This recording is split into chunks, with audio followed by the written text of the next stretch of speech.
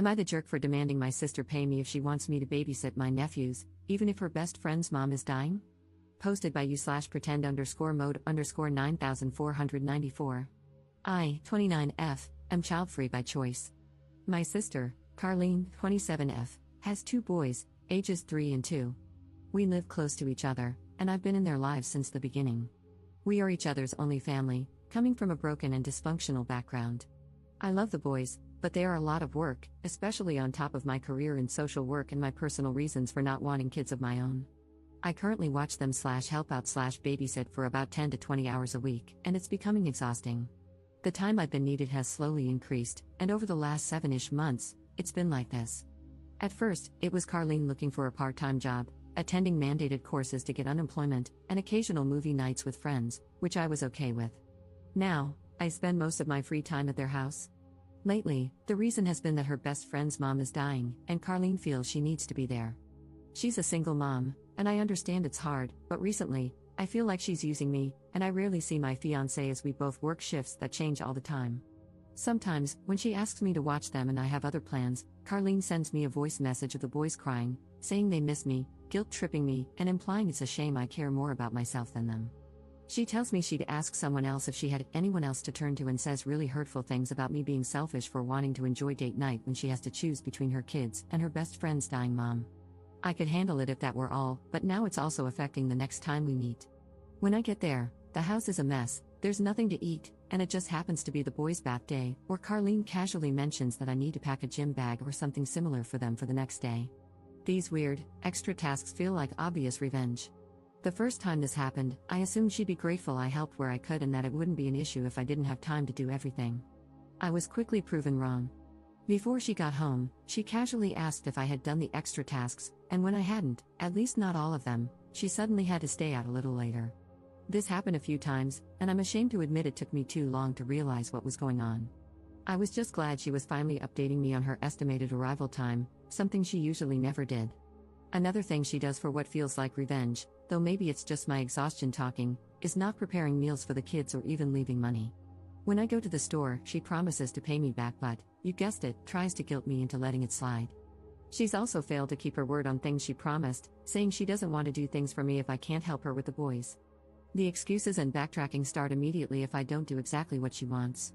The latest example, I asked to borrow a dress for a wedding because I didn't want to buy one, and we had always shared clothes. She agreed, but 4 days before the wedding, I couldn't show up as fast as she wanted on short notice, so she told me I could forget about the dress. She said she'd forgotten she needed it herself. I had to panic buy one.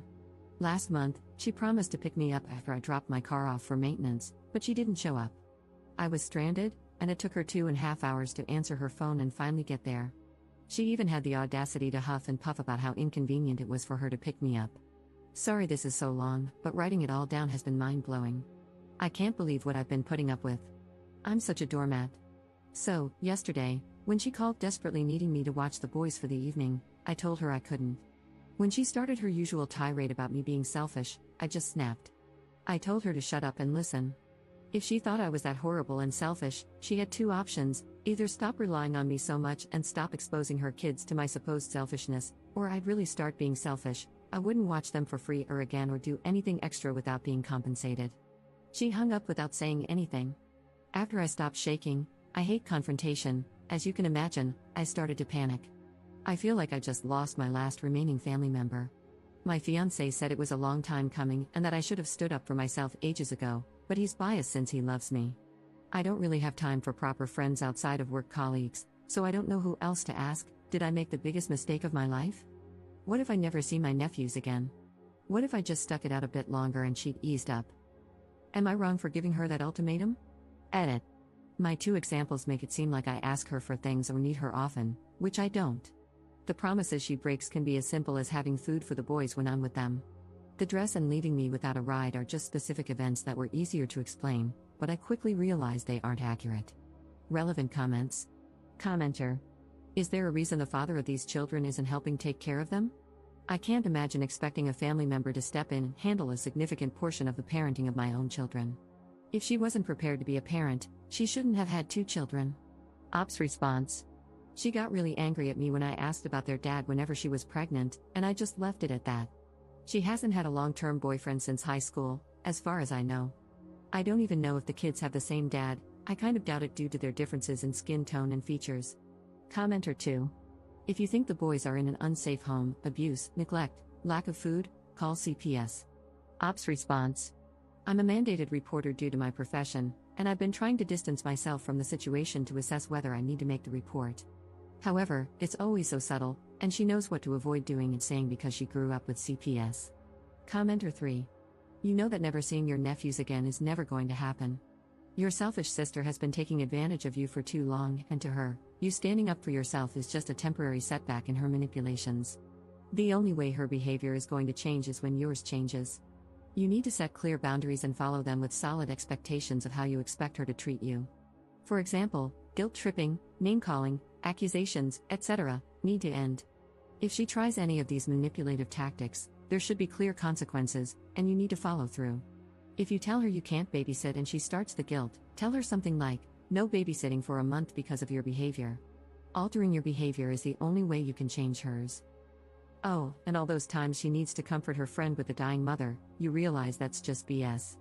She wants free time away from the kids and is just trying to play on your empathy. Your sister is a class A jerk. Ops response. Thank you, I feel so stupid. I only realized the friend's mom thing was BS last week. I asked Carlene how she was doing, and she took a second too long to remember what I was talking about. Update 3 days later. A lot has happened. I'm trying to write concisely. During the first 24 hours after I gave her that ultimatum, I decided not to answer her calls or texts to let her cool down. She called 77 times and sent over 100 texts and voice messages. They were mostly just her calling me a horrible person who abandons her family. With my fiancé's help, I outlined a few rules for the future in case she comes to her senses and agrees to my terms. I wanted them ready, even though it seemed like she would never come around. My conditions included watching them up to 3 times in 2 weeks, for no more than 4 hours at a time. Meals needed to be provided. No bath time or bedtime. I wouldn't spend any money. I received messages from an unknown number accusing me of being a horrible sister because now they have to watch their mom die alone without Carlene there to comfort them. Based on my earlier suspicions and the language similarities, I believe it was my sister pretending to be her friend. I talked to my supervisor on Friday afternoon and asked for her opinion. I first asked if it was okay to discuss personal matters, and she was great about it. I don't work with children, and CPS has never been part of my work, so I wanted to double-check with someone more senior. We made a report together on Carlene. The supervisor said it was better to do so, especially now that things have escalated and she might retaliate against me by harming the boys, as she's clearly not above that. I'm probably going to give her next week to cool off before resuming contact, and depending on what the messages and voice messages say then, I might reach out. If they're as abusive as they are now, I probably won't respond at all. It makes me unbelievably upset, but I hope the boys will eventually have a more stable environment without me, as she's using them as pawns against me. My fiancé says hello and wants everyone to know he's here for me. He also wants to assure everyone that I'm not really that much of a doormat, just when it comes to Carlene, for some reason. I'm looking into counseling through my work since it's too expensive out of pocket. Thanks for the messages and the reality checks I obviously needed. For some reason, I became blind to my sister's behavior and was only concerned about losing the boys from my life. I'll probably update when or if I resume contact with my sister if people want to know how it goes. Additional info from Up. It's only Wednesday, and I just blocked her. I don't understand when she sleeps. I've been getting messages and calls every 2 to 4 hours since last week. I'm crying because it feels like I'm shutting my nephews out, but this is exhausting. My fiancé has been checking the messages twice a day to make sure there's nothing important in between. I haven't read any of them. It's just her calling me names and cursing at this point, not even coherent sentences. Still nothing on the CPS report. Relevant comments. Commenter. I suggest you and your fiancé have a discussion about whether or not you would take custody of the kids if it came to that. Your sister sounds like she may land herself in jail or decide to abandon her kids.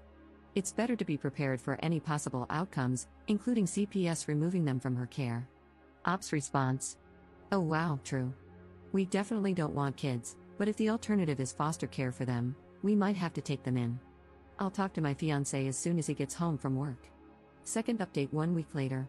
Boring update, but my fiancé unblocked Carlene for a few hours to see if she was still sending abusive messages, and she was. Nothing new there. CPS called and asked for more information, which I provided. They wanted specific dates and proof, so I sent them a lot of screenshots of messages with Carlene. I chose to make the report with my name on it, as I felt it added credibility. It also kind of felt like a punishment for waiting so long to make the report, meaning my sister could now know for sure that it was me who made it, and I'd face the consequences. I've had one Zoom appointment with a psychologist through my work. It's been great so far, and I already got homework on boundaries. It seems fast, but she said they're trained to move quickly since we usually get 5 visits, and there should be progress within that time. I haven't heard from Carlene or the kids, other than the abusive messages. I'm ashamed to say I've driven by the house a couple of times just to see if everything looks normal, and it does.